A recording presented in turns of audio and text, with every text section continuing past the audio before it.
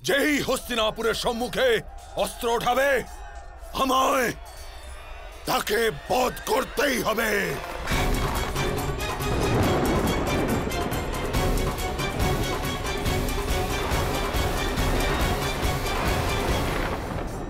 আপনি যথার্থই বলছেন মহামহিম।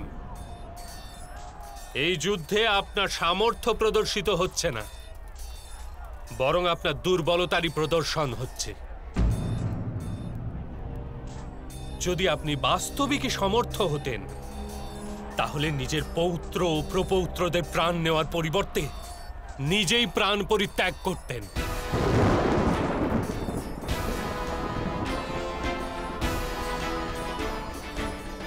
আমি নিজের ধর্মের বন্ধনে আবদ্ধ বাসুদেব। ধর্ম তো মুক্তি প্রদান করে। এই কিরূপ ধর্ম যা আপনাকে বন্ধনে আবদ্ধ করছে? অবশ্যই এ কোনো ধর্ম নয়, এ কোনো রজ্জু বা কোনো শৃঙ্খল। আমার ধর্মের প্রতি প্রশ্ন চিহ্ন তুলবেন না বাসুদেব। আমি জীবনে এক মুহূর্তের জন্য অধর্ম করিনি। নিজের পিতাকে দেওয়া প্রতিশ্রুতি নির্বাহ করতে গিয়ে সেটাই করেছি যেটা আবশ্যক ছিল। আপনি নিজের ব্যক্তিগত ধর্মের জন্য সংসারকে সংকটাপন্ন করে তুলছেন। একে আমি চারিত্রিক শক্তি বলি না। চরিত্র তো সেটাই হয় যা প্রতিক্ষণে অপরের কল্যাণের চিন্তা করে থাকে। আপনার চরিত্রও মিথ্যা আর আপনার ধর্ম কেবল মিথ্যা। বাসুদেব,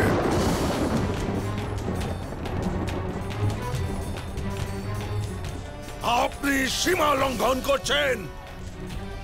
আমি আপনাকে সম্মান করি, কিন্তু অপর কারো ধর্মকে মিথ্যা বলার আপনার কোনো অধিকার নেই।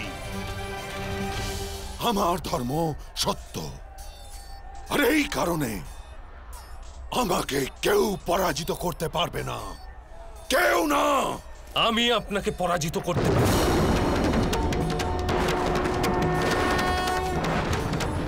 এই মুহূর্তে আপনাকে পরাজিত করতে পারি মহামহিম বিশ্ব। আমার রোষানল বৃদ্ধি করে এহেন কার্য করবেন না। এরূপ কোনো ধাতু নেই যা অগ্নির তাপে গলিত হয় না, আর এরূপ কোনো প্রতিজ্ঞা, কোনো অভিশাপ, কোনো আশীর্বাদ নেই যা আমি মিথ্যা করতে পারি না। আপনি সৃষ্টির সুখ ও নিয়তির পরিকল্পনায় বাধা হয়ে দাঁড়িয়ে আছেন। এবার যদি আপনি নিজের অস্ত্র পরিত্যাগ না করেন তবে আমি অবশ্যই আপনাকে বধ করে দেব।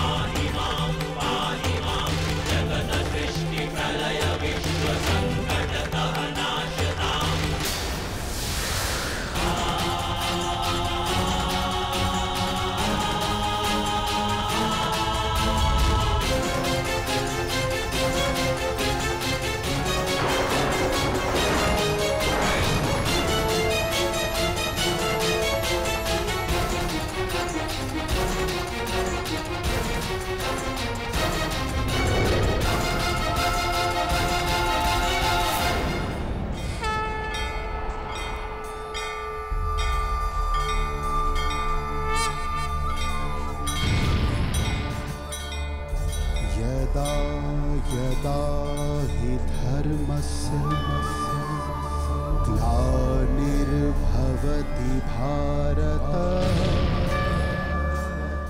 अभ्युत्थानम् अधर्मस्य तदात्मानं सृजाम्यहम्।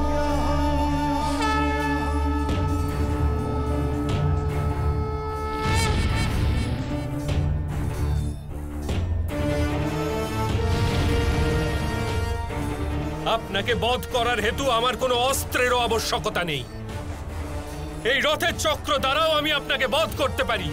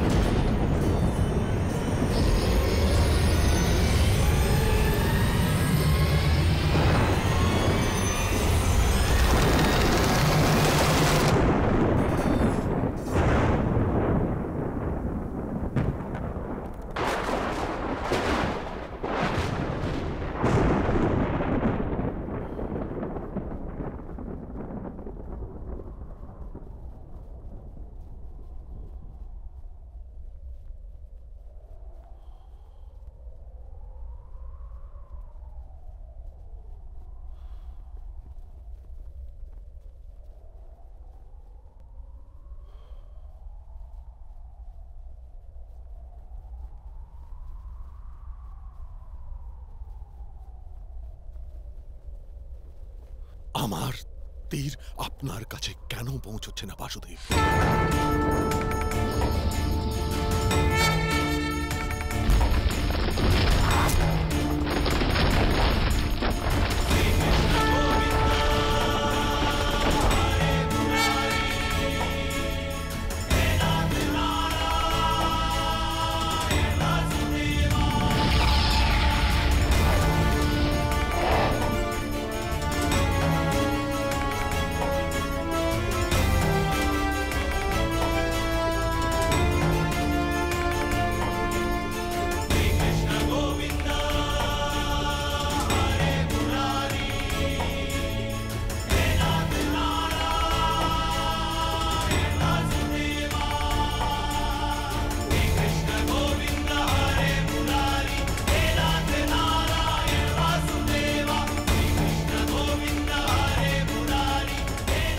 আমি না বাসুদেব কৃষ্ণ, না আমি যদুবংশী, আমি না মানুষ, আমি পরম ব্রহ্মকুরু শ্রেষ্ঠ।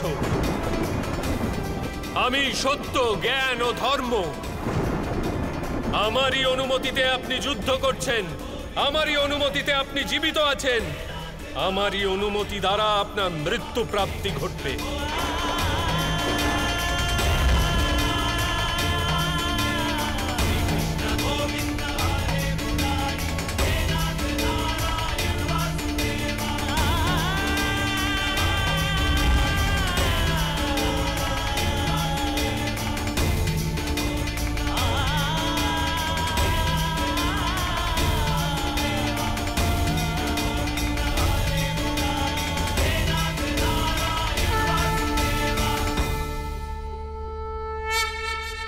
আমায় ক্ষমা করে দিন বাসুদেব। আমি আপনার বাস্তবিক রূপ সম্পর্কে অনভিজ্ঞ ছিলাম। আপনি অবশ্যই আমার বধ করতে পারেন, কিন্তু আমাকে বধ করবার হেতু নিজের প্রতিশ্রুতি ত্যাগ করার জন্য প্রস্তুত হয়েছেন। অবশ্যই আমার কোনো বৃহৎ দোষ আছে। কি দোষ আছে আমার বাসুদেব, বলুন আমায়।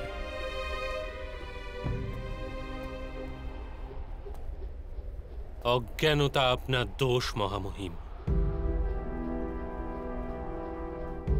আপনি তো ধর্মের বাস্তবিক রূপ জানার সম্যক প্রচেষ্টাই করেননি কখনো। করুণার ছত্রতলে যতক্ষণ সমগ্র সংসার আশ্রয় গ্রহণ না করে, ততক্ষণ সমাজে ধর্ম অসম্পূর্ণ থাকে। কিন্তু আপনি তো কেবল নিজের পরিবারের কথাই ভেবেছেন, সংসারের কল্যাণের জন্য তো চিন্তাই করেননি আপনি। এই হেতু আপনার ত্যাগ ও স্বার্থেরই আরেক রূপ মাত্র।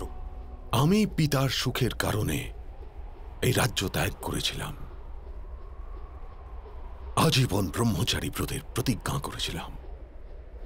এতে আমার কোনো স্বার্থ ছিল না বাসুদেব।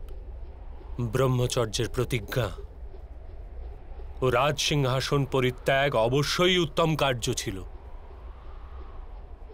কিন্তু আপনি সমাজের প্রতি নিজের উত্তরদায়িত্ব কেন ত্যাগ করে দিলেন মহামহিম? কুরুবংশে যাতে নিজেদের মধ্যে সংঘর্ষ না হয়, হস্তিনাপুরের রাজ সিংহাসনের জন্য যুদ্ধ না হয়, আর কুরু রাষ্ট্রের প্রজাদের হানি অথবা দুঃখ না হয়, সেই কারণেই আমি এই প্রতিজ্ঞা করেছি বাসুদেব। নিজে চারিপার্শ্বে দৃষ্টি দিন মহামহিম, কি ঘটে চলেছে এখানে? আপনার প্রতিজ্ঞা দ্বারা কি এই বিধ্বংসকে, এই যুদ্ধকে এড়ানো সম্ভব হলো?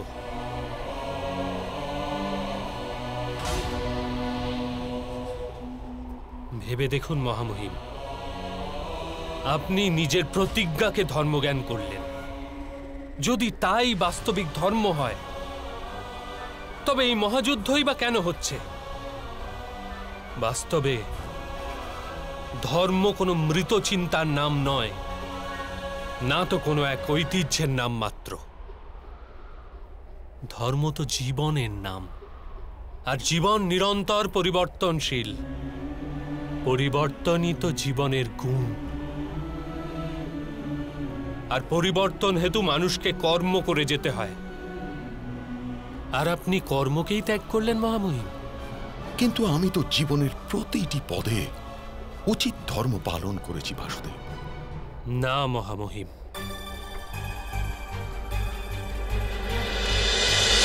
মহাভারত।